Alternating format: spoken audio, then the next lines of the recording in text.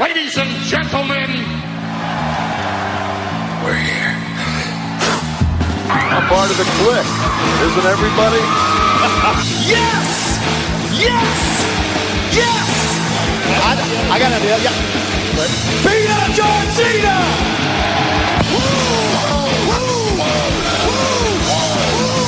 Give me a hell yeah! Oh, a little bit of the bubbly. Too sweet!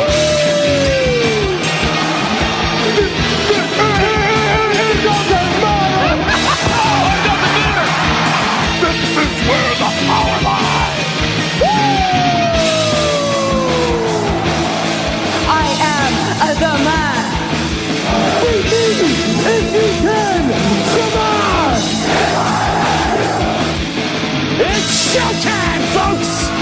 The following episode is scheduled for one fall, and it is for your listening pleasure. This is In The Kliq. What's up, everybody? Baby Huey here, and joining me once again is my good brother from Pro Wrestling 101 on Instagram. It's Richard. How you doing? What's up, player? I'm doing awesome. Here we are recording on a Monday. Happy President's Day, I guess, for most of us had the day off. So we're taking advantage of this day to record a new episode of In The Kliq. We've had a couple days to process Elimination Chamber to happen on Saturday morning, our time here on the West Coast. But before we get into that, Richard, I do want to say once again, happy belated birthday to you.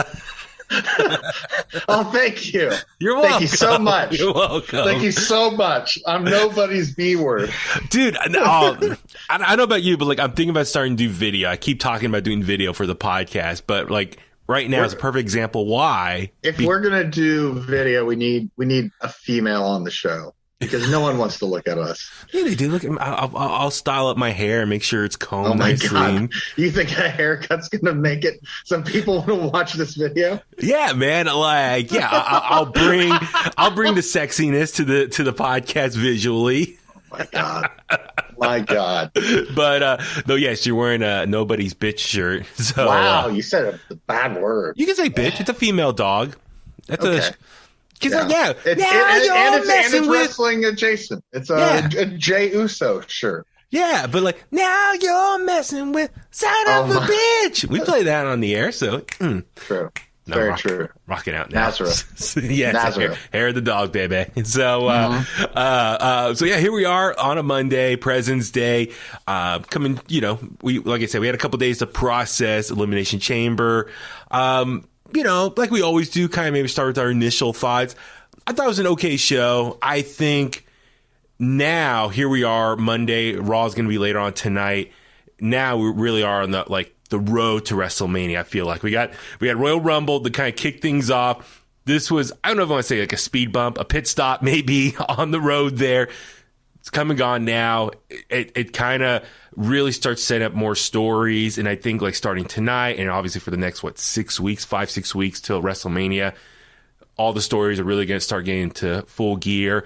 I thought the crowd was awesome in Saudi Arabia. I give them credit. I thought this crowd was hot, reacting appropriately, calling out the bad guys and, the baby faces and heels. So that was really fun. So yeah, but how about you? Your kind of initial just overall takeaways?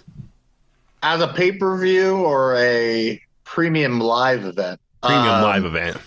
I thought it was average. And however, I'm not a big fan of the Elimination Chamber pay-per-view itself. So the fact that it was in Saudi with like in a stadium of people, I thought that made it feel more special. Mm-hmm. Okay. So as a positive, it's not, it's a pay-per-view. I don't think anything ever really changes on an Elimination Chamber show, but the fact that you get like a WrestleMania quality crowd, is always a plus for me. So, and like you said, I dig it when they react appropriately and they don't try hijacking the show and chanting CM Punk at everything.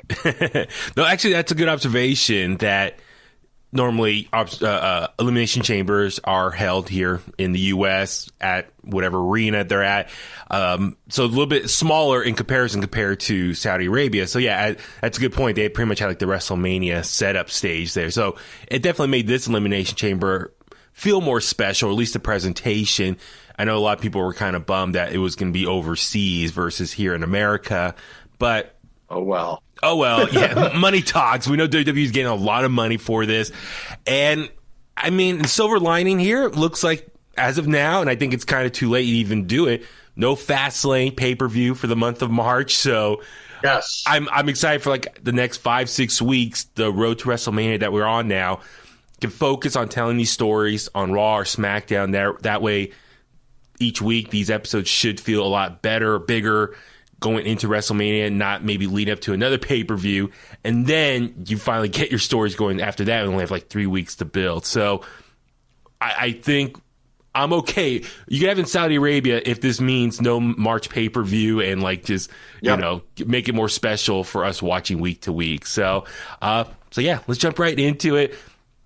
I don't know about you. I completely missed the kickoff show. I woke up and I made a post on Instagram, and one of my followers sent me a message saying, "Are you watching?" And it was like oh crap. And so I missed the first half an hour originally. I went back and I watched the opening match last night. But no, I didn't watch the kickoff. Nice. Yeah. Well, yeah, I'm with you. Like, I literally, I slept in, and I think it was like 8:50. I woke up and I was like, I got up at like 9:11, and I started doing my day. And then at like 9:30, I got a message.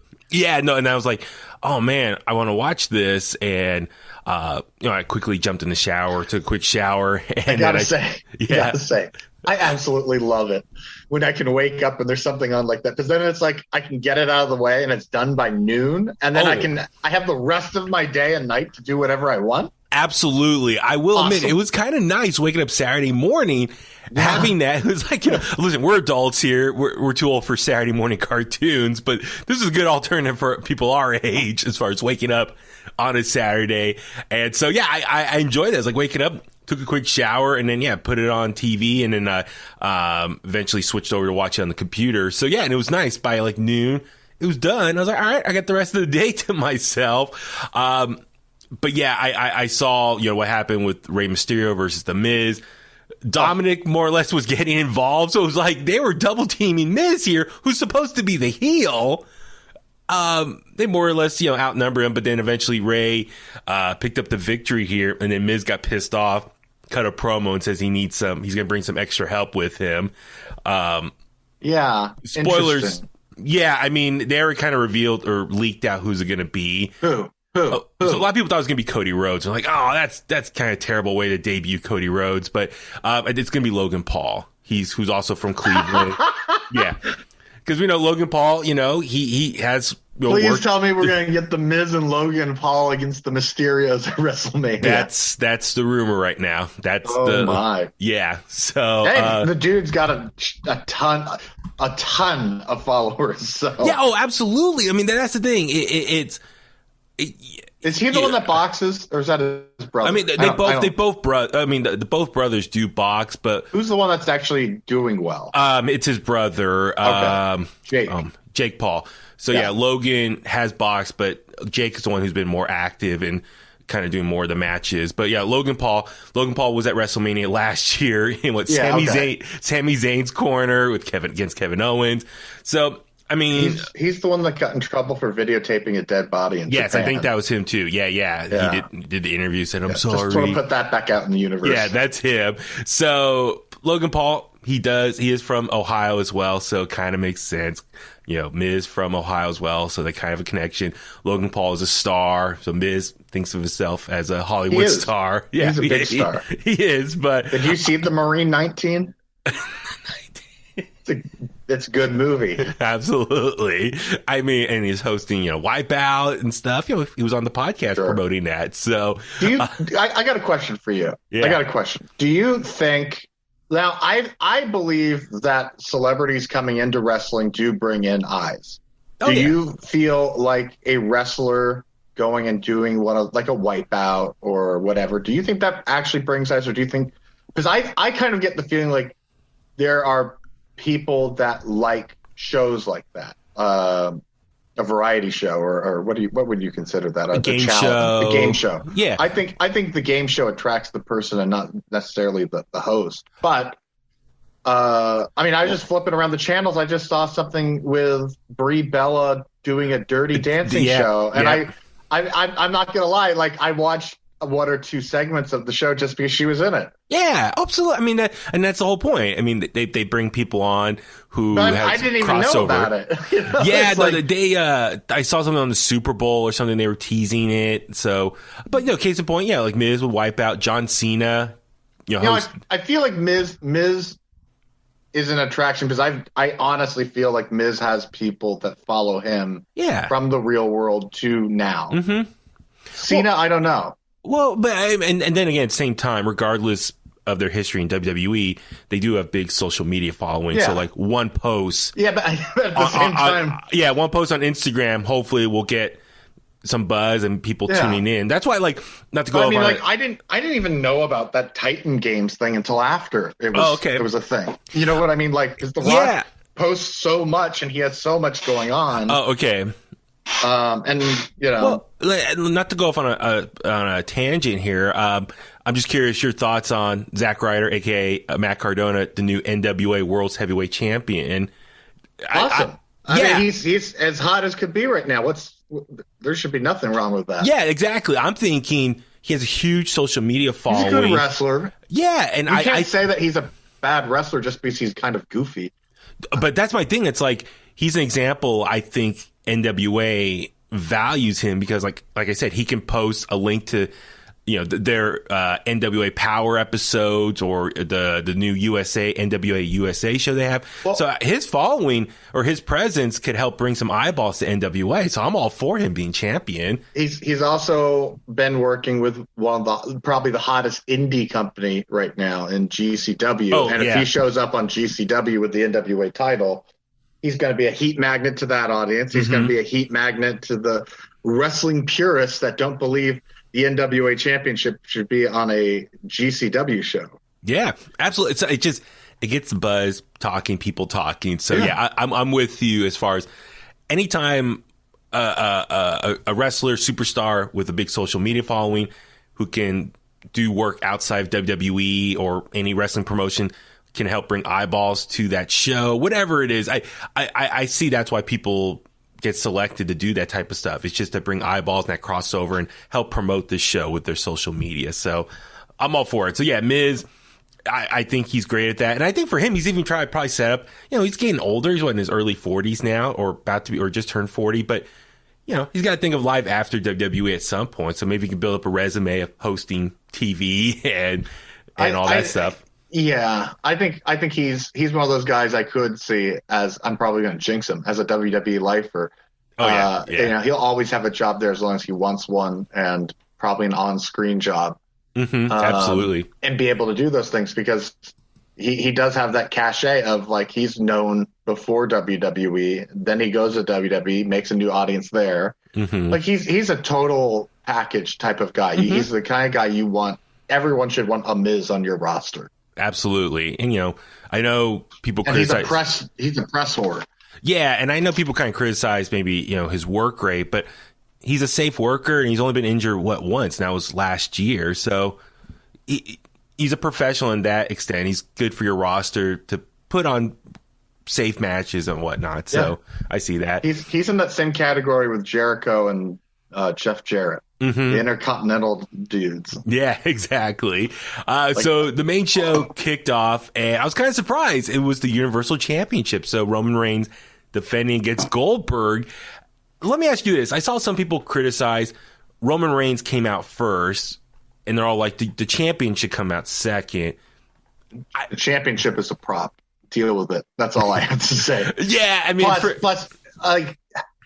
Goldberg's got the better entrance. You got to save that entrance, and you want to get the champion's expression like they showed when he's coming out. You don't get. I mean, if Goldberg's coming out, you're just watching Goldberg and showing off the crowd here or there. And when Roman comes down, you're supposed to pan in on Goldberg, who has one face in the ring, and that's the "I'm going to eat you" face. So I don't. I think there's an exception for him. Yeah, and I think in this situation, it's like Roman kicks off the show. It's like he's setting the tone. People get amped up for him. If Austin were to come back, is Austin coming out first or last? Oh, last. There you go. Yes. So, well, and you could also make the argument, if you don't want the argument of the title's a prop, that Goldberg's a legend and a Hall of Famer. So, yeah. So he kind of earned the come out second mentality. So the match itself, I thought was a little slow. It lasted about 6 minutes. They did some work on the outside, but when they got back into the ring, that's where it kind of started picking up towards the end. I know Reigns went for a spear, but Goldberg countered. Every time Goldberg spears someone, you just think it's over. Yeah, exactly. Like, no matter, like any other wrestler hits a move like that, and you're thinking, it's not over. But Goldberg hits it, and there's that moment of, it's over. Yeah. And then, Goldberg tried to go for the jackhammer, but Reigns countered, put him in the guillotine. Goldberg passed out. Reigns retains the Universal Championship. I thought it was an okay match. It's like, finally, all right, it's done. Out of the way now. Reigns can move on and focus on. Bill looks so good. Yeah, I mean, he still looks 54? great. 54? Yeah, 53, 54. Yeah, so he still looks great. I mean, he's not going to go out there and put like this amazing work. No, match. But all I mean by that is that he looks better than he has the last couple years physically, because he looks more like the Goldberg of WCW. He's thicker. 55. Wow. 55. There you go. There you go. He's still a monster. He just, I just saw, there's that one YouTube channel, this like chiropractor / like. Oh, yeah. I've seen where they did the hammer thing. Yeah. So he's on the latest episode, Goldberg. And so I started watching a little bit, because the guy, to his credit, he's trying to interview them, which is tough. They're trying to answer questions, and they're like getting the hammer in their neck. A spike and a hammer in their back and neck. But Goldberg just more or less, explained how he's invested a lot of money into his body, because that's what he does for a living. And there you go. And just how. Well, and that should be a lesson to every single wrestler out there. If any promotion at any level, especially the indies, please take notice. Absolutely. I mean, I think for, look, if you're a big guy, if you're a big guy, learn to work like a good big guy. Don't just be a slobby guy who's staying on your feet, unless you're like a brawler or a hardcore wrestler. But like every big guy should look at a Bam Bam Bigelow, a Vader, go down the list. And if you're not going to be a guy with abs, then be that guy. Yeah. Bray Wyatt. Yeah. Well, let me ask you this. So Roman won by submission, and that's kind of been his MO as of late. Rollins, he put the guillotine, even though Rollins technically won the match, but, because Roman wouldn't let go. Do you think he should, hypothetically, looking ahead to WrestleMania, spoiler alert, going to take on Brock Lesnar? We already know that now. Do you think he should beat Brock with the guillotine, or does he need to get the 1, 2, 3? Because I feel like on a big stage like WrestleMania, you want the 1, 2, 3, and then the crowd reacts. But he's even more of a heel move if he makes him pass out, isn't it? Yeah, and doesn't let go. And then maybe you get someone that comes out after that can go face to face with them. So that's the rumor is, because the rumor is like Austin's going to come back for a match against Kevin Owens at WrestleMania. Another rumor is they're going to have one more person at the level of Austin's star power. Which would be The Rock. The only other person. Yeah, exactly. So could but The even Rock... then, I don't see The Rock beating him, because then he's got Oh, no. Yeah, Rock's not going to beat Roman. Yeah. He's not. They're not going to put a title on Rock. He can't stick around for that. What would be really cool, though, is if they this is pure fantasy booking. I'm sure it is not going to happen. But fantasy booking, it would be really, really something to have some sort of Samoan dynasty type of setup and have the entire family of wrestlers outside the ring. After he beats Brock? No. During the match. Oh, against The Rock. Roman against The Rock, yeah. Wow. Yeah. That'd be kind of special because there's a fair amount of them that have wrestled in WWE, and there's a fair amount who are known elsewhere, the Indies and no, that's cool. No, that's actually a really cool idea. We should kind of like how they did Arthur and Sika with Roman, but they're watching them throughout the whole thing. Yeah, it'd be kind of special. We should tell our boy Jacob Fatu, hey, tell your cousins, the Usos, this is our idea. This will make WrestleMania in Los Angeles next year look really special. Have the whole Samoan dynasty, the family tree, surround the ring. Okay. You heard it here first, right here. Like Richard called, what was your Rousey coming back? And yeah. So my biggest feather in my cap was, I don't know, 5 or 6 months before it happened. I told William if they want to get Baron Corbin over, they should make him King of the Ring. And then they brought back King of the Ring, and he won. Yes. He doesn't need a title; he just gets to brag about. Yeah. So I guess so. That's a good point. I didn't think about that as far as Roman beats Brock with the guillotine. It's like really solidifying, like, I made you pass out, like, and it's a move that Brock was using for a while, and like, I'm in God mode fully. Like, I beat you, like, I made you tap out and quit. Wow. So that could really I could see that he too. Was doing the Kimura for a while, and then he was choking people out for a bit. Yeah. So it's interesting that Roman's even using the move. That's true. All right. Next up, it was the Women's Elimination Chamber match. The winner becomes the new number one contender for the Women's Raw Championship, take on Becky Lynch at WrestleMania. It was a short Elimination Chamber. I think it was like barely... I was fine with that. Yeah, it was under 16 minutes. But it was pretty action-packed, I thought.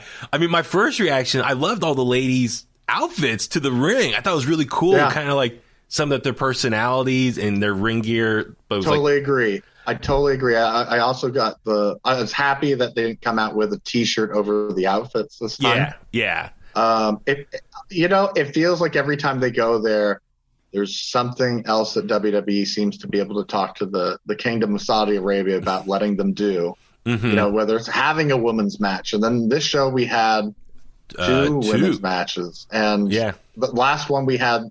Oh no, we had three.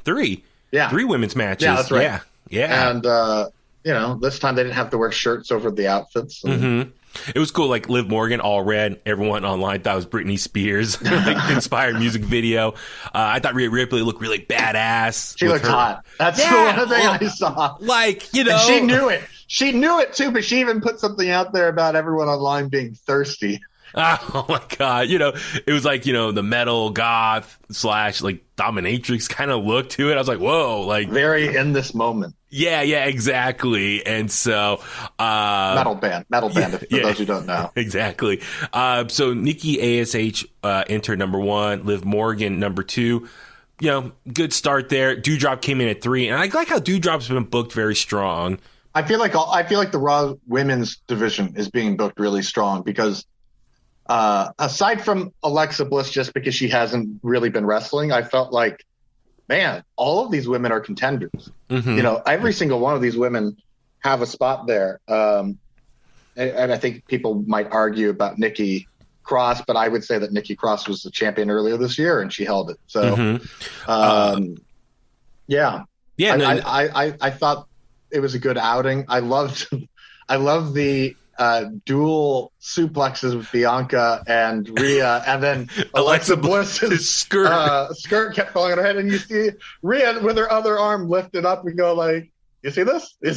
Yeah, no, and that's the thing that was a great, for her test of strength, but also, before I forget, Bianca Bel-Air holding up, was it Alexa? Oh, I'm spacing who she lifted up, but she lifted Liv one arm, and then the camera shot was looking straight up, like made her just like, it was a great camera shot. I love that. And just Bianca, her athleticism. She's just amazing. So if they ever run out of something for those two to do, they should make those two women's tag team champions and go on a tear. Oh my God, Bianca, because everyone knows that they're like really good friends. So it's just kind of like, oh my God, those two that'd be dominate crazy. so hard. Well, I mean, so Rhea, I think we said in the past, I think Rhea, she was booked really strong on Raw last week on the Gauntlet.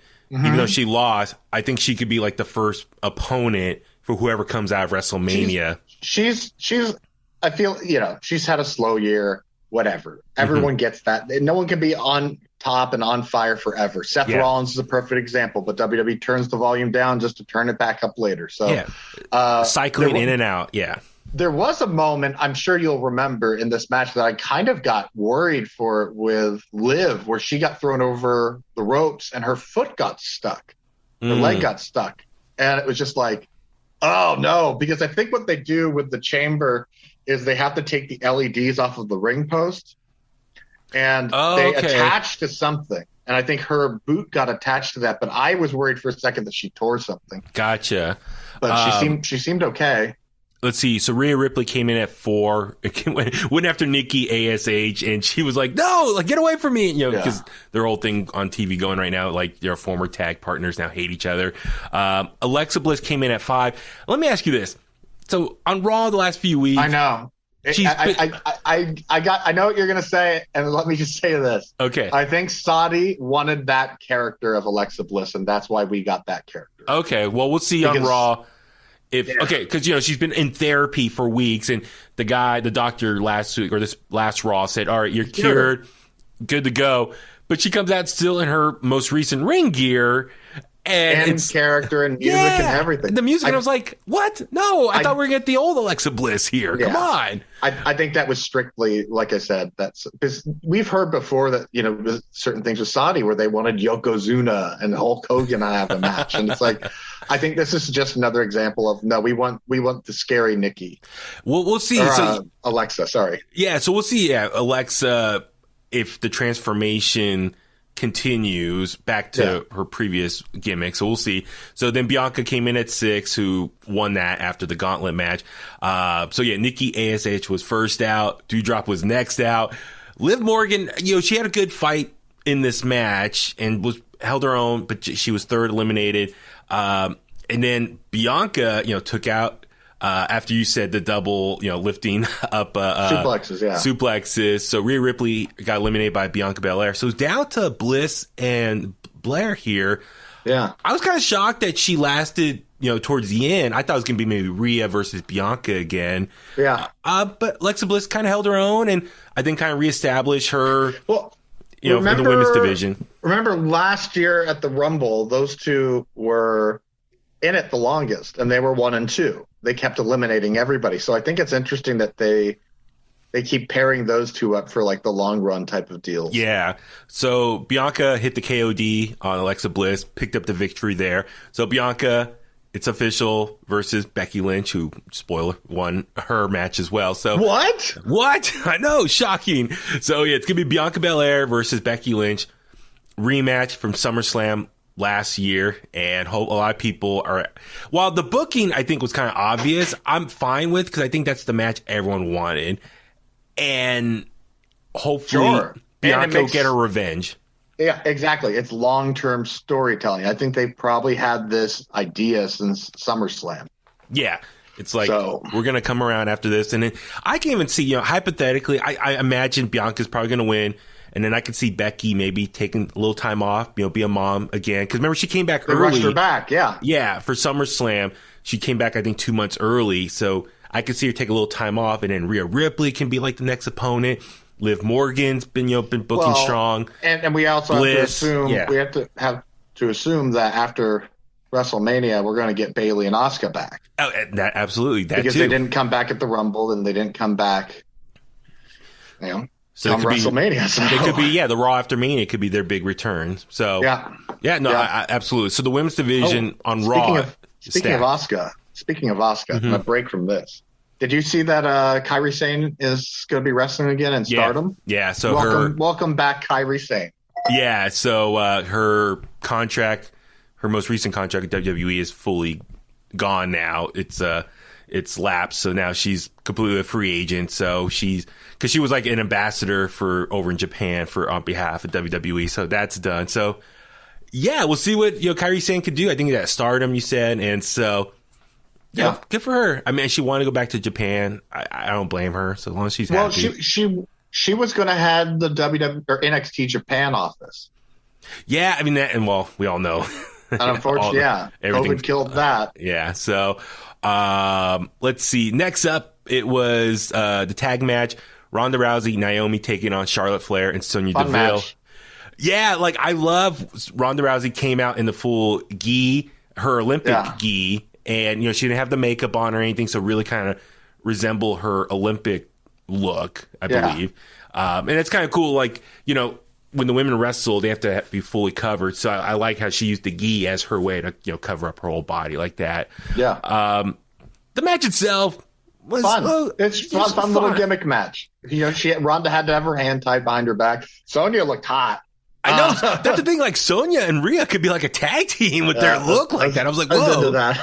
Yeah, it's like okay. I found it. I liked the storytelling was simple. That they keep Ronda right away from Naomi. Because I think everyone would have assumed keep Naomi away from Ronda. But the fact that, they took advantage of a one-armed woman. And I thought it was really interesting that Charlotte didn't even make an attempt to save her partner. She's standing Sonya, there and she's watching it. And I was very interested about that. I think she's going to beat Ronda. Okay. Yeah. And it's gonna be interesting on SmackDown moving forward how that relationship with Sonya and Charlotte's gonna be. That's if Sonya's still an authority figure post WrestleMania. A lot of people are thinking maybe she puts her authority position on the line for another match with Naomi, but it doesn't kind of make sense right now because she lost. I guess. Well, the jacket was off. She was an active participant. That's right. That's how that works. And I like how she took the arm sleeve off. It's like, ha, I got you. Like you're one arm, but I'm not. I'm fine. Yeah. Both my arms are working. You saw it coming, and it worked. It's so good. But my only problem is though, Sonya lost to Ronda one arm. Ronda was one arm, and Sonya is the other like MMA fighter. So potentially a future matchup wouldn't really make sense because Sonya lost to her. But Naomi did get a tag in, so it was like she had been competing with someone, with two arms. So it was Ronda got in to get the tag to win. Yeah. So Naomi got the first hot tag. Yeah, she got the first hot tag. Then Ronda came in with the second hot tag. Yeah. And it's Ronda Rousey, who we've seen win UFC legitimate fights in, what was her first 12 or 15 fights were under 3 minutes. Yeah, she's all combined time. Yeah, she's amazing. We know she's the legend. So, I'm just kind of concerned though. Do you think there's still enough? I don't think anything that happens in Saudi really affects anyone's push or anything like that. I just wonder though, is there enough momentum still for Sonya and Naomi to have one more match up at WrestleMania? Like, I think they should have the blow off. The third match between them, even if it's the pre-show match. Yeah. I feel like that feud has legs, and if you really want to look at it, they've had issues going back to Fire and Desire because remember that whole thing with Mandy flirting with her husband in a hotel room. That's right. And Sonya jumping her. That's right. The way back then. Oh my God. So. Okay. I like that feud, so it was just kind of like I haven't really forgotten it, but I think it's got legs. Okay, cool. And then Charlotte, I like as far as playing the heel, didn't want to help Sonya. It's like, all right, whatever, you're gonna lose. Yeah. Ronda just looked at her and submitted Sonya out there. So it's a heel move and it's a smart move because why would I want to continue this? I'm going to beat you at WrestleMania. Yeah, that train of thought. Yeah. So next up, Falls Count Anywhere match between Drew McIntyre and Madcap Moss. That was scary bump. Oh, yeah. I will say, so I potentially might be interviewing Drew this coming Friday, so he'll be back on the show. So, he's promoting the paperback version of his autobiography. So I'm waiting for confirmation. You know, I got the request. I immediately said, yes, I'll do it. So I'm waiting if I can do it or not. Of course you did. Yeah, it'll be like his 20th time on the show. So we should have him do the open to the show. It's like, hey, Drew, can you help say this? Like, I got a line. Can you say, hi, I'm Drew McIntyre. Welcome to In The Kliq. That's what we should start doing, just getting all these people to say that. And like, welcome to Jackass. No, welcome to In The Kliq. Can we get Johnny Knoxville to say it? That would be awesome.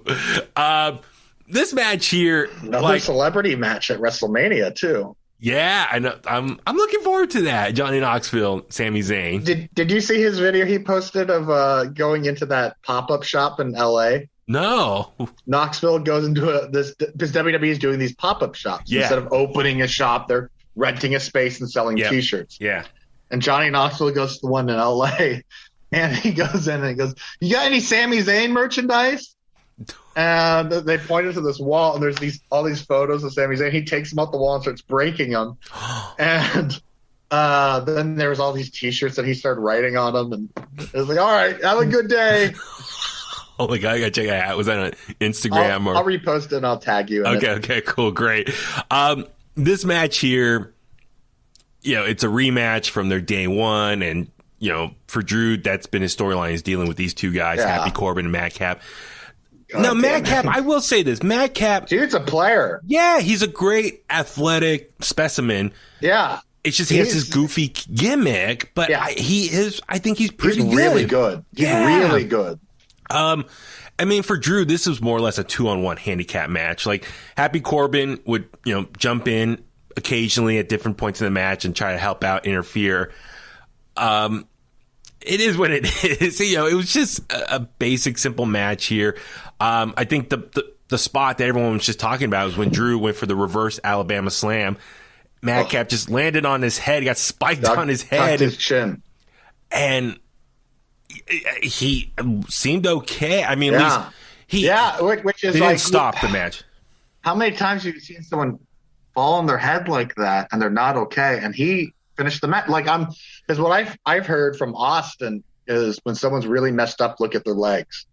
Okay. Because if you're hurt and your legs cross and you're not moving your legs, then there's something wrong. You've lost mobility in your legs. And he was fine. Like you could see him putting his legs up and kind of like getting the feeling, but like he got knocked silly for a second, I think. Yeah. So luckily he was able to finish the match, and they were like spearing through or knocking down the barricades and stuff. So it was still a hard hitting match.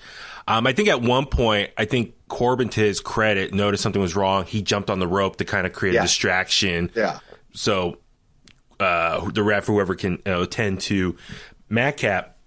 And so Corbin, it's kind of nice to have him out there to kind of, that way can kind of create a little break for Madcap for them to check on him. But ultimately Drew McIntyre wins, hit the future shock DDT. And then I like how he took the sword out when Corbin came out. He swung the sword. Corbin, got out of the way. And then he hit the Claymore on Madcap while holding the sword. Like, charge! Oh, my God. Hit it. And then he made the pin. Drew McIntyre wins. I think Drew needs to get rid of the sword. Yeah, I'm like... It's time. Keep it for the entrance. With, sticking it in the thing and then the pyro goes off. But, like... Other than that, leave it behind us. We know we're not going to get to see him cut someone in half, even if we want to see it. So, but yeah, I think the sword's it's not kind of FMW. I know exactly. So, what do you think though? It looks like Drew's opponent for WrestleMania is probably going to be Happy Corbin, which I'm like, for like the next 5 weeks, we're going to probably see them go back and forth on SmackDown. So this is not. It'll be done after that. It'll be done. Oh yeah, I hope it better be done. But I just feel bummed. Because Corbin's going to retire him like he retired Kurt Angle. So it's just. You should ask Drew if he's afraid that Corbin's going to retire him at WrestleMania like he retired Kurt Angle, because he has a reputation. Yes. Okay. Let me add that to the list. So. So yeah, Drew, that you're concerned. I will. Well, definitely. If I do get the interview, I'm going to ask him. Yeah. Did you check on Madcap? My God, anytime you ask for him, they give you him. I'll DM him, say, hey, man, looking forward to talk to you on Friday. Yeah. He'd be like, yes, all right, buddy. What are you talking about? Yeah, I have no idea what. Yeah, so, it's our quarterly interview. Yeah, I know. Hey, man, it's been 3 months. You are due back on the show, man. Mm-hmm. Come here. So, next up was Becky Lynch taking on Lita. Becky was defending the Raw Women's Championship here. Listen, I give Lita credit. I think she did a pretty good job here compared to like maybe some of her other matches. I think her last singles match was 2006, I think. Yeah, they said it was and even longer since her last singles title match. It was like 18 years, which I was just like, God, I'm getting old. But I think to Lita's credit, she was good. She was good. She was a lot more technical than I remember watching Lita in the past. I will say I think they gave her the wrong opponent. I feel like Lita would have had a really great stand-up match had it been Bayley or Sasha.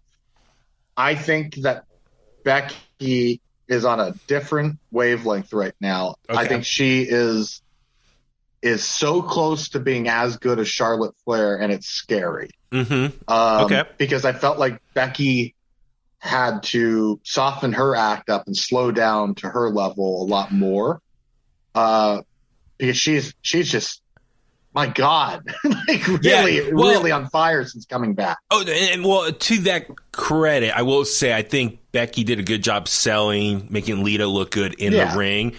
As far as you could hear them calling stuff, and she's leading Lita, a legend, around. Yeah. I like the match. Don't get me wrong. I just feel like Lita could have had a better match with one of the others. Well, not to jump ahead, Sasha Banks, as of this moment, doesn't have anything lined up for WrestleMania, so maybe Lita could be that opponent. So I'd be into that. So what I did like about this match is, listen, it's a legend coming back, and I did like the match. And like I said, I really did enjoy the little intricacies. Some of the technical stuff that Lita did, because she never got to do that kind of stuff before. It was always, shorter matches, moonsaults and Twisted of Fate. But for me though, what I like about this, because the story was, can Lita win one more championship? And so the story throughout this match was like waiting for a big moment to see if Lita can get the pin. So they were really building up to that moment. And so I like how Becky at one point did the manhandle slam. Lita put her foot on the rope, and then Lita made a comeback and led to the moonsault off the top. And it's like, oh my God, she hit her finish. Like 1, 2, and then Becky kicked out. It's like, oh, was that her chance to win the title back? Her first one in years. But then, and then Becky, after she kicked out, she did hit a second manhandle slam, picked up the victory, pinned Lita. So, Lita put up a good fight. Becky left, and Lita was on her way up, and then they hit her music, and I thought it was kind of cool. She got like a send-off, say goodbye to everyone. It was like a cool moment for her. I think after all these years in front of a large crowd, kind of one more time to celebrate in front of everyone. So I thought I was happy for Lita in that sense. But let me ask you this. Because of Lita's performance here, great. We've seen the men's side of things. We've seen Goldberg and other legends who come back for one match here or there. Do you think the women's division should kind of tap into some of the women's legends? Like Michelle McCool. We talked about how great she looked at Royal Rumble. So, maybe bring back some of these, ladies from the last 10, 15 years.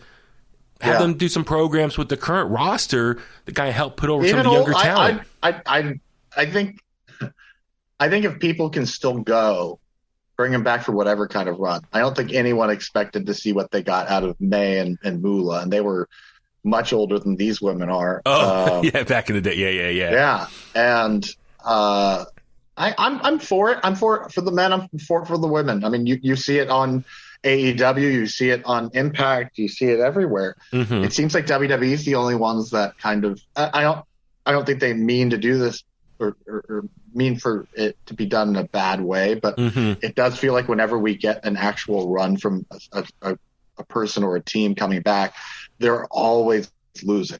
And that turns me off. So it's like, I was pretty excited to have the Dudley boys back. And then when you see that they're losing every match after feuding with the Wyatts, it's kind of deflating after a while. It's like they lose their luster. You need to give them a few big wins here and there. Yeah. So I thought Lita looked great here.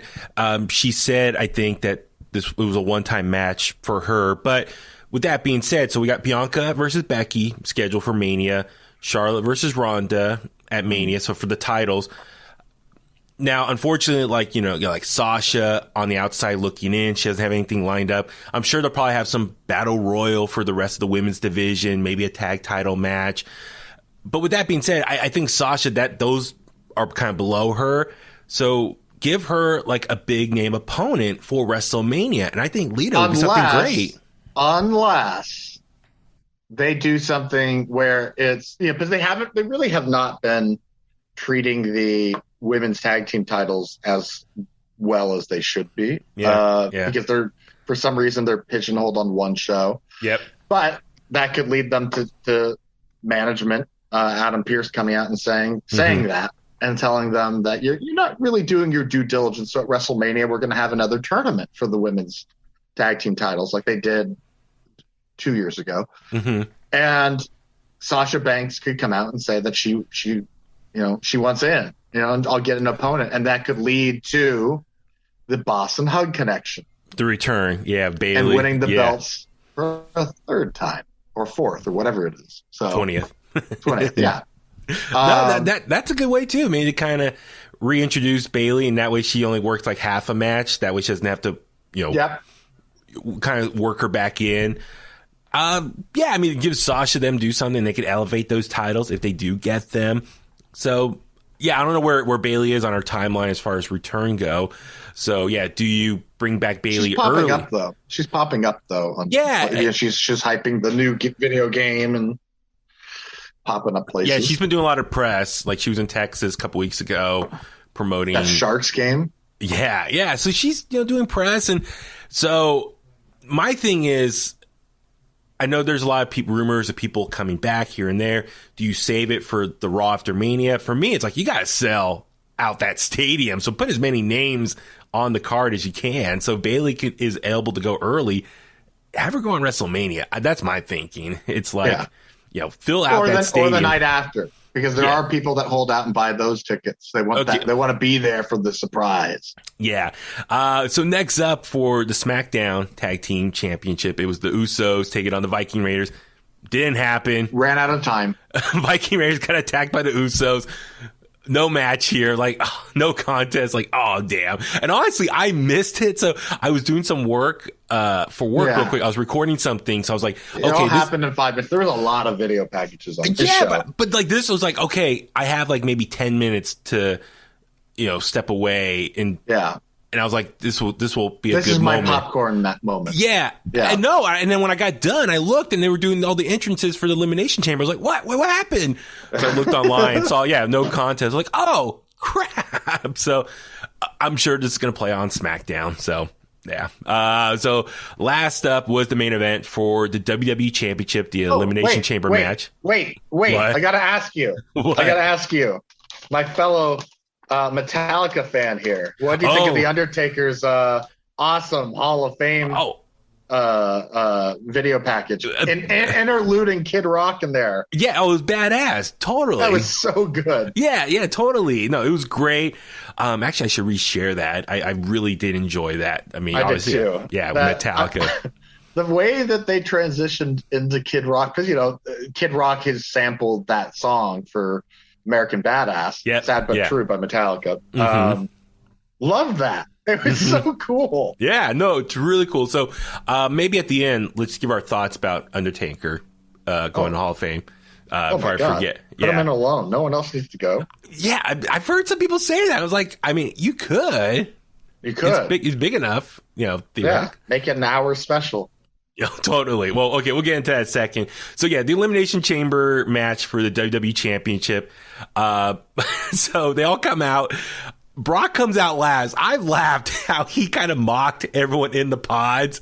Like with the Bobby Lashley, he was like, and then like drawing, you had the fog on the pod. It was like drawing on it. And then was it AJ Styles? He was like, shimmying in front of him, whatever. So I thought it was really funny. The match started though with Austin Theory and Seth Rollins. And so Seth Rollins picks up Austin Theory for the, buckle bomb, but instead throw him in the turnbuckle. He throws him into Bobby Lashley's pod, killing Bobby Lashley, breaks the window.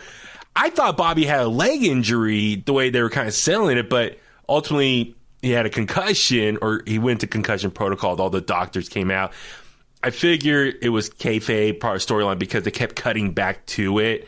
If it was like a legit injury, they wouldn't show it. So they take Bobby out of the match though. Which is kind of a bummer. They take him out. I figure at the moment it was a way to protect him without being pinned by Brock Lesnar to lose the title. I don't know what you think of just that whole angle, how it played out here. I think the angle is going to continue into WrestleMania. I think Brock is going to have double duty. No, unfortunately, it was announced Bobby has it's a shoulder injury. He's going to have surgery and potentially out. Kidding. Yeah. So that came out late yesterday or Saturday afternoon or some point.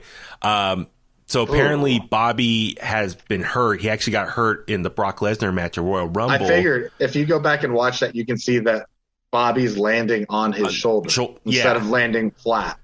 And it's on Bobby. It's not on Brock. Yeah, and he's going to have shoulder surgery. Unfortunately, he's going to miss WrestleMania.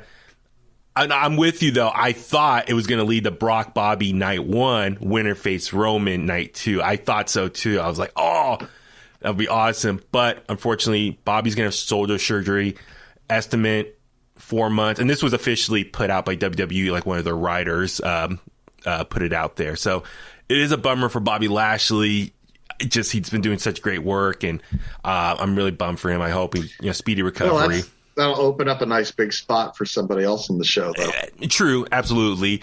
So for the match itself, it always feels like someone gets hurt around WrestleMania. Yeah, it's Xavier's out, Bobby's out. I remember a few years ago, there was 5 or 6 a few years ago, there was a lot of people like Cesaro. Yeah, I remember that. Yes.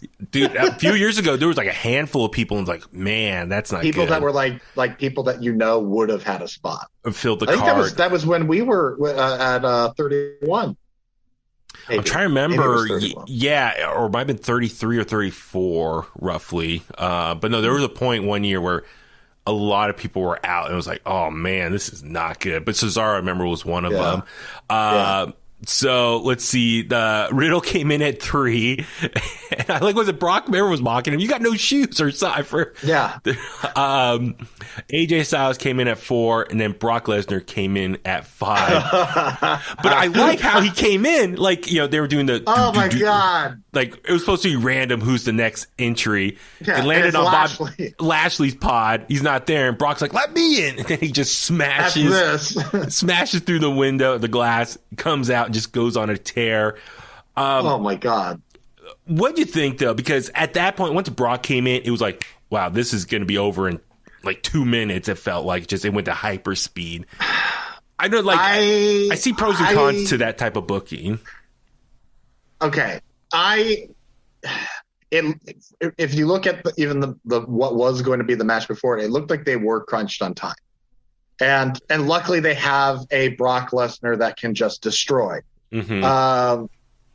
I really think that it would have been better if you even did it the same way with the eliminations, if it had more time. It did feel like that they needed to get through this as fast as possible to hit a time marker. And because it's Brock Lesnar, it's fine. But Brock Lesnar and Austin Theory are comedic gold. Him getting the low blow on Lesnar and then running for his life. I was just laughing so hard when he locked him. He closed the door behind him in the cell, ran away from Brock, and Brock just kicked through it. And it was You remember the scene in Jurassic Park with the Velociraptor? And the kid? It's like any horror movie. It's just like that. Yeah, he's just like, oh god. And then he got him on top. He almost got out of the cell, and Brock grabbed him. Yeah, and mauled him, and then threw him to his death. I mean, before Brock came in, Seth, Riddle, AJ, Austin Theory, we're having great, spots in between working off each other. But yeah, once Brock came in, it just kind of threw everything out the window, and he just went on this tear. So yeah, he eliminates Seth Rollins first, which I was kind of shocked by, and he pinned all of them, all four of them, which I was like, whoa, like really setting a tone, like how protected Brock is on these big matches. Then he took out Riddle next, pinned AJ Styles, and then Austin Theory. For Austin Theory to be the last one in there, I guess that kind of shows they do kind of feel highly about him. Obviously, with the segments with Vince McMahon. Well, I think they also wanted those spots, so you can't get to those spots with everyone else in there. Yeah, so it's just kind of. I think he's still kind of the sacrificial lamb. But Austin Theory, like you said, he got the low blow in, and then he just started running up the top of the cage. And I was thinking about that. It's like it's kind of funny that Austin Theory rather leave the match, get out of the match, and not deal with Brock Lesnar instead of trying to win the championship. Like. His life. He saw his life flash before his eyes. He'd rather do that than deal with Brock Lesnar. So, but I never seen that. Like someone climb. I was like, what happens if someone does escape? Like, what happens at that point? But yeah, then Brock gets him, and then off the top does the F5. And instead of throwing him in the ring, he throws him on the side there, which is not as padded. And I was like, ow. I was worried about Austin Theory's ankles kind of smash it in there. So, but then Brock just pinned him after that. So he is officially WWE champion now. It's going to be champion versus champion at WrestleMania. WWE champion Brock Lesnar taking on Universal champion Roman Reigns. Or the Universal Championship. As of right now, that's not a dual championship match. I saw them. They tweet something out. Yes, they did tweet out, I think last night, or was it this morning? Winner takes all match now. It's now winner take all. Why? I think I tweeted it out or I retweeted. Let me double check my Twitter. But yeah, no, are they unifying these? No, is it's that not. What they're doing? No, okay. They're not unifying. My concern is that Roman's gonna hold on to both of the world titles for the next year. Oh yeah, I mean, I think that's what's going to happen as far as. Hold on. Oh, yeah, here it is. So, 13 hours ago, WWE tweeted out its winner take all at WrestleMania. So, I think what's going to happen is, Roman's probably going to win, and therefore he has a reason to appear on both Raw and SmackDown to please both networks. Or Roman chokes him out in the ropes like he did Seth. And just, they get away with that. Man. Brock can't come running to Fox with the other belt on him. He has to lose that belt before he can come after Roman. I don't know, man. Dude, the crowd would be so pissed like it ends like you're that. Right, you're right. I know. I get what you're saying, but that's not getting your money's worth. Yeah. Unless it's night one. Man, so it's title versus title, champion versus champion, winner take all match. So it's going to be interesting, man. So as of right now, there are 3 confirmed matches for Mania. Brock versus Roman, Charlotte versus Ronda, Becky versus Bianca. I like that.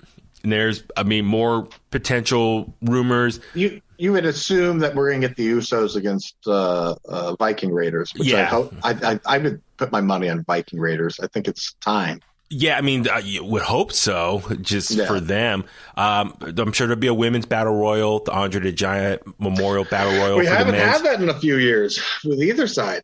Let's see. I'm sure the Raw tag title is going to be on the line for someone against someone. Could it be RK Bro against Alpha Academy?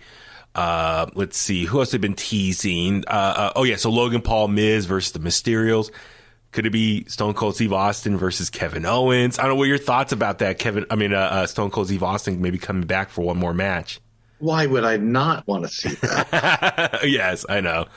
So on SmackDown this past Friday, Shinsuke Nakamura lost the Intercontinental Championship to Sami Zayn. Sami Zayn.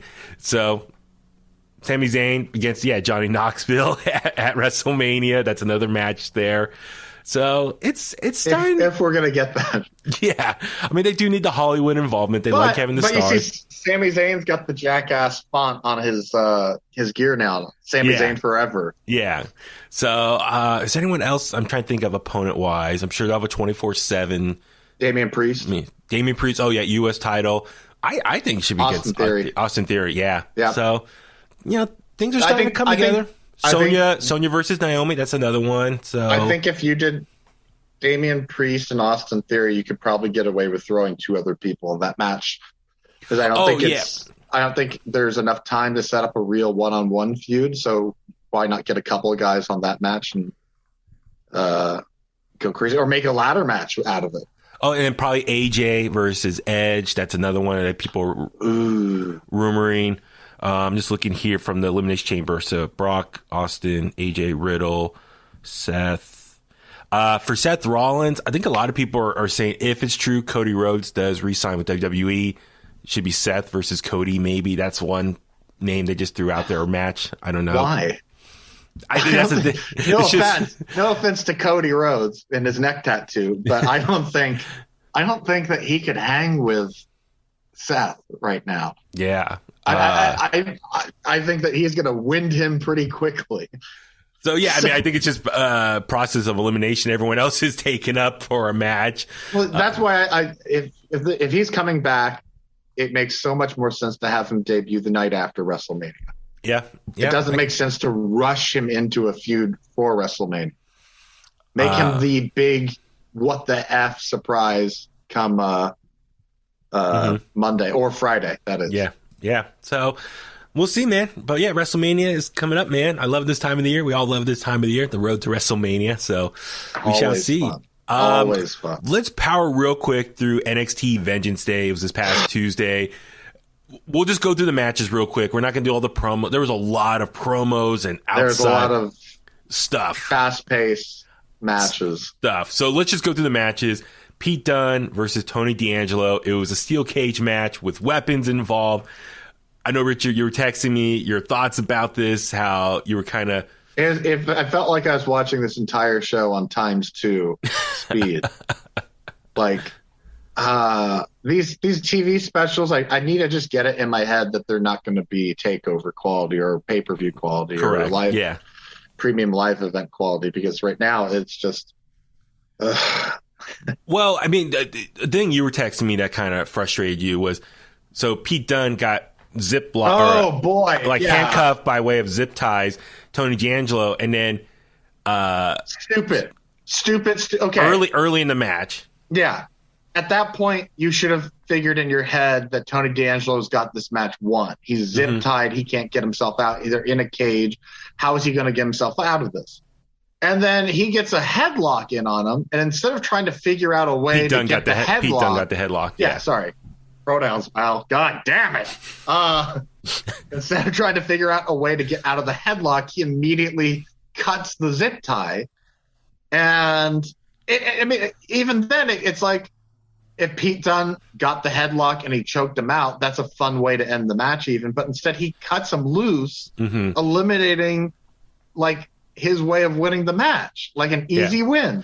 And I was telling you, arguably one of Mick Foley's most notable matches is the I Quit match with The Rock, where midway through the match or a quarter way through the match, The Rock handcuffs Mick and just beats the crap out of him. And he does get the win, but it's like, what the hell? How do you where's the logic and justification in this? It was just like a crappy start to the show. Yeah, I get what you're saying from a psychology standpoint. It's like, okay, I know Pete Dunne won here. Yeah. But it's saved that spot towards the end. So that way, because once Pete Dunne gets out of it, Tony D'Angelo doesn't look like a fool for the rest of the match. And if it plays it to the finish, that's fine. I'm not crazy on everything needs to be psychological and blah blah blah blah. But this was just blatantly stupid. The logistics, the logic. Yeah, the second he was zip tied, he should have just hit him with weapons, beat the crap out of him, and like it should have been that. Like piss off that crowd. Like you don't need to appease them for everything. Like I think that they try to do. Yeah. So I mean, the only good thing was with the weapons spread out. It was a callback to all the various weapons kind of using their rivalry that they were tapping into. But if you're going to have heels, you don't need to listen to the crowd.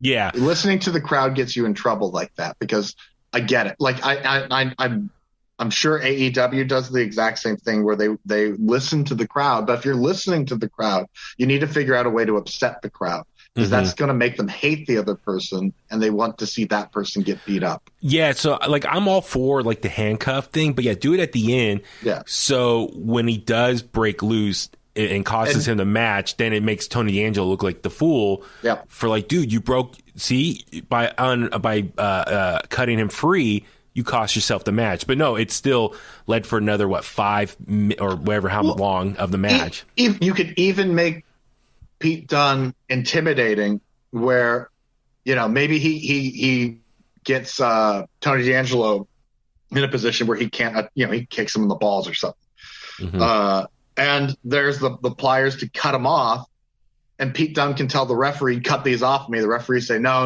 I can't do that, it's no disqualification, blah blah, and Pete Dunne can threaten the referee, if you don't get the second I get these off, I'm going to break your fingers. That was one thing with WCW that they did well, where they would use weapons a lot in in a regular singles match, and the referees wouldn't disqualify it because they thought that the wrestler would beat him up. There was a threat there that, like, I just have to let this happen. It's Scott Steiner, whatever. Yeah. And I think like there's more creative ways than just like this. This just felt like this was the first idea they came up with, and they went with it. Yeah. So once Dunn broke free and they went back and forth, Dunn had the crowbar, hit Tony D'Angelo, and hit the second bitter end, picked up the victory there. So Pete Dunne wins. What's next for him? Does he move on to a title picture now? I don't know. It's interesting where he goes here with NXT 2.0. He still feels a little out of place there. So he's the old guard. Yeah.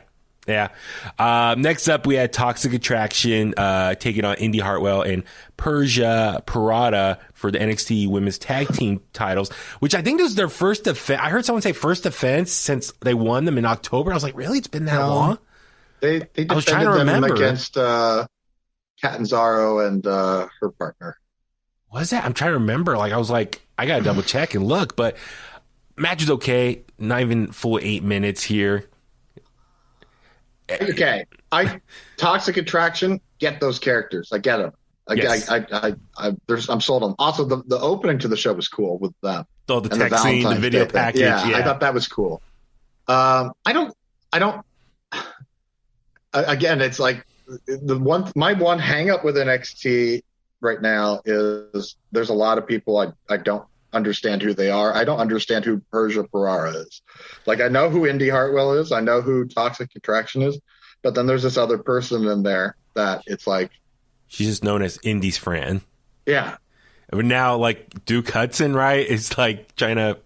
Oh, I don't know. I'm not even watching NXT right now. Yeah, I'm just giving you my analysis on a viewing... of this show specifically. Because... Man, I think doesn't even have a gimmick. For me, like Toxic Attraction, I want to see that. I mean, this tag team wrestle more. She's Candice's replacement. Yeah. Oh, exactly. Yeah. But for me, with Gigi and JC, like, I wish for the last couple months they would have built him more as a threat, as a tough champion, because now they got the Dusty Women's Cup about to start, and so the winner is going to get a title shot. But like, the current champions don't seem that much of a threat to whoever wins. They just been more just backup behind Mandy, but haven't really done much of their own fighting and wrestling. So that's my only concern, is like, I wish they would have done more with them as tag champions. So well, that's we're assuming that whoever wins the women's cup is going to beat them. Yeah. So if they retain it, then that makes them look pretty good, which is hard to do because they look pretty good. So what'd you think of Toxic Attraction's version of high-low on Indy Hartwell to get the pin? I was like, okay. NXT, they always want to make sure someone does the high-low as a finish at some point. It's like, of course, I always think of Joey Styles. Total elimination! Total elimination! So Toxic Attraction picks up the win. Good for them. Let's see. Next up, Carmella Hayes defended the NXT North American title against Cameron Grimes. Would you say maybe match of the night as far as just actual in-ring work here? No. Oh, you have enough? Okay. No. I thought it lacked a lot of selling. I mean, it's a spot fest. So yeah, it's a lot back and forth. Yeah. But it was just, I mean, I thought this was going to be a good, I was kind of hoping this would be a good match. And it was just kind of go. Again, this is one I think would have benefited the most on a takeover. Yeah. This could have main evented a takeover if they could stretch their legs a little bit. But I mean, honestly, I'm not. I like the women's match. Wasn't my favorite thing on the show. I don't think I can really. If I'm saying something's my favorite on the show, that's a low bar. Yeah. I mean, so Trick Williams does his job well as far as interfering, helping Carmelo, stay having the advantage of being in control for this match. I like when Carmelo had Grimes in the crossface, and Grimes is reaching for the rope, and Trick pulled the rope away for him, and Cameron countered the hold by pinning combo. They're missing something. I don't know what it is. I'm hoping that if you're paying attention online, Carmelo's been working out and training with MVP. Yeah.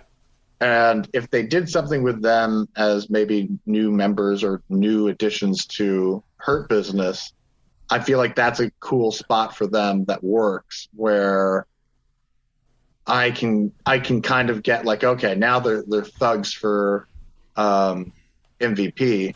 But like, or maybe even send MVP down there for a little bit if we're not going to get Bobby. Yeah.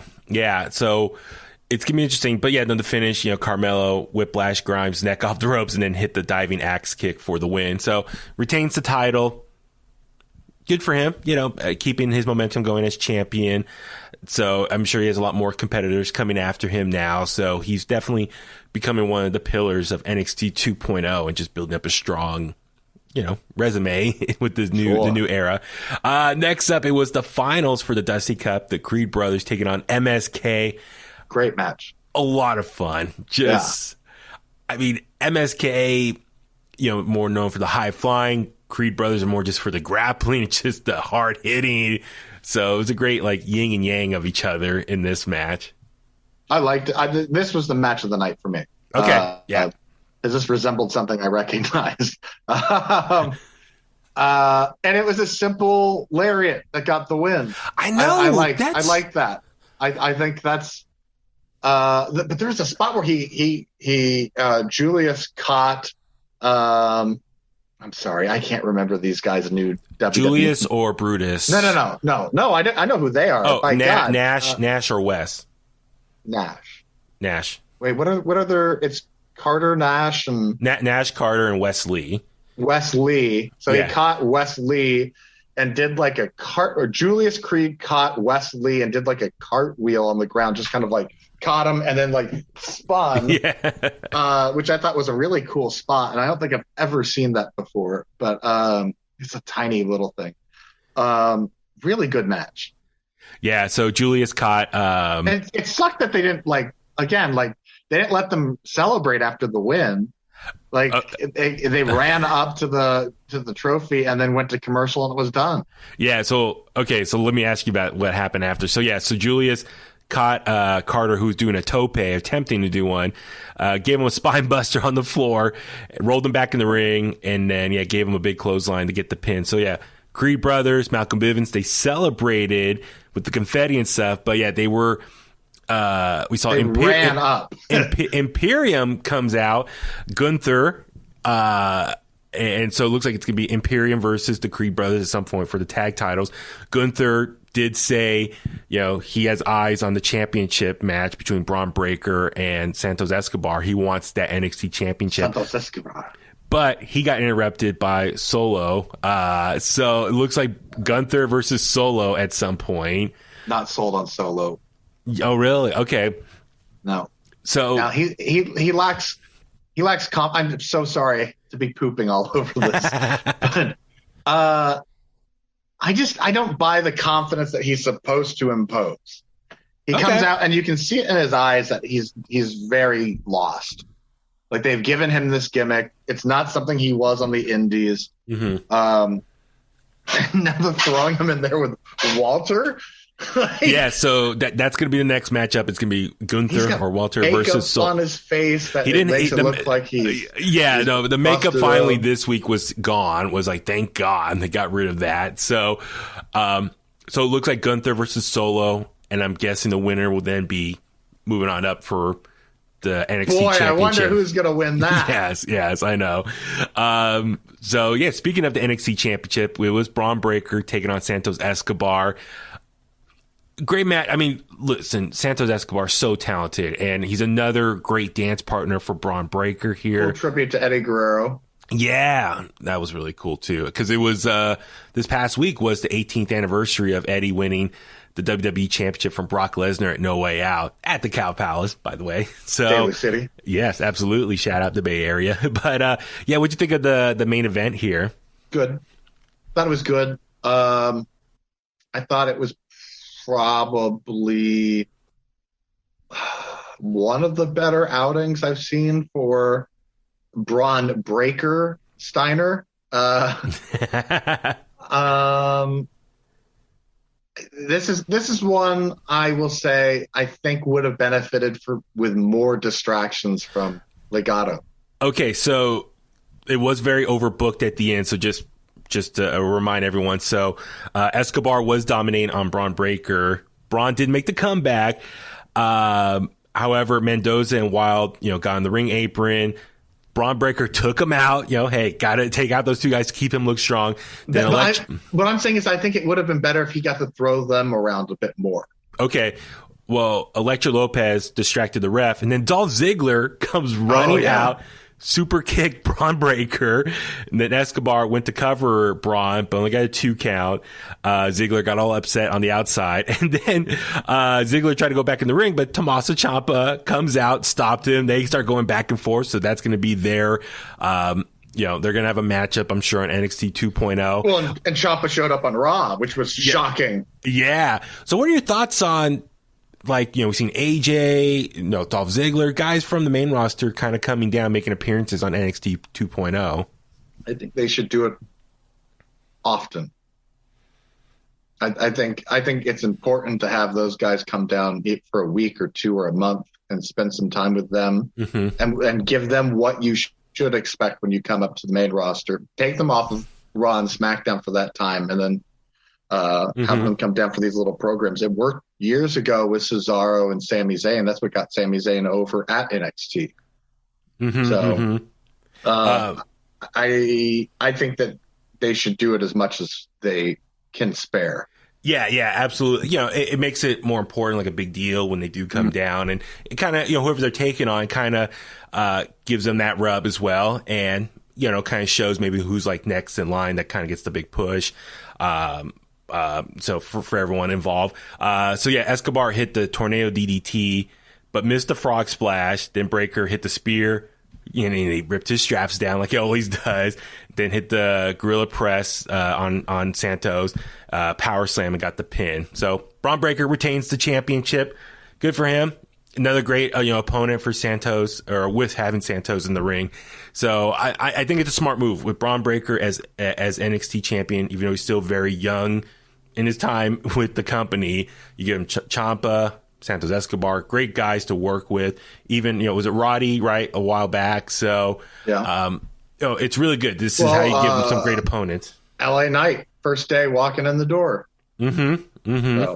So, Braun Breaker retains, and we'll see what happens this coming week on NXT 2.0. A lot of stuff to look forward to now leading up to Stand Deliver, which is going to be Saturday morning, that WrestleMania weekend. So they're going to be on a Saturday morning before day one of WrestleMania. So we'll see how they start building up stuff.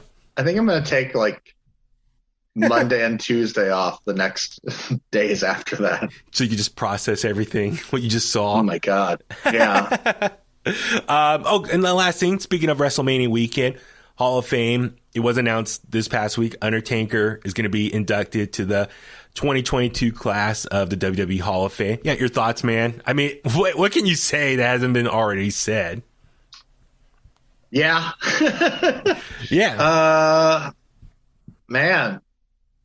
Yeah. I mean, there's no doubt about it. He's a Hall of Famer. Oh, yeah. He deserves the... I think when they put Andre in at the first Hall of Fame, he was the only one inducted. I feel like Undertaker would. It's. I mean. Well, okay. Well, so here's the thing. When WrestleMania was announced in Texas a couple years ago, I think a lot of people assume or was like, oh my God, this is the perfect opportunity to induct Undertaker. He is from Texas. It's in his home state. I don't think that matters with him, though. I mean. But I mean, it kind of works nicely. He doesn't have to travel far theoretically, but you get what I'm saying? It kind of adds the whole vibe of Texas. But I was also going to say was, I mean, we all knew he was going to be a Hall of Famer, and I think things were really setting up because Survivor Series. But he wasn't retired then, and. But Survivor Series 2020 when he officially retires, like the 30th anniversary. So it's like, okay, it's planting the foundation or planting the seeds for his Hall of Fame induction. And let's be honest here. The only person that's qualified to induct him is Vince. See, that's the thing. A lot of people are questioning who inducts him. I mean, it has to be. It has to be Vince. It's Vince's greatest creation. He didn't create Andre. He didn't create Hulk and Hulkamania. He created The Undertaker. Yeah. That's true. That is the greatest gimmick of all time, because if you tell a non-wrestling fan what the Undertaker's gimmick is, they're going to laugh at you. And then you show them it, and it's, oh, this guy's cool. I mean, his history, his longevity, the different storylines, the matches. I mean, what can you say about Undertaker that we haven't said many times on this podcast? Yeah. So it should be very exciting. Yeah, and that's the thing. Do you do one person? Like, can the show be sold on one? Make it simple.